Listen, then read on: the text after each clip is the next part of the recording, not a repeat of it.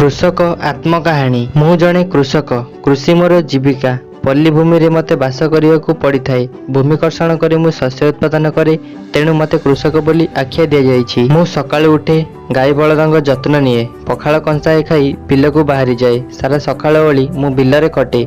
सूर्य मुंड उपरकु उठिले मु घरकु फेरे।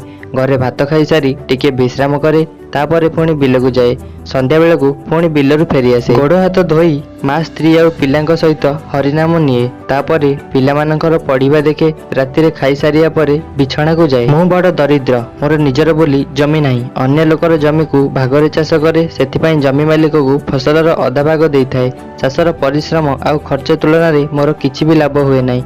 दुई ओली माँ स्त्री और पिलामाने पेट पूरा खाई पारंती नाही। चिरा लुका को सिलाई करी मो स्त्री और पिलामाने पिंधती। एसबु देखि छाती मोर फाटी जाए, हेले मु निरुपाय, चाहिले भी किछि करि पारे नाही। अर्थ अभावरु मो पिलामानंकु स्कूल पठेई पारे नाही। देहपा खराब हेले औषध किणिबाकु पैसा टिए भी न थाए। मोर जयगान केवल सभा समिति रे नेता मानक भाषण रे ही होइथाए।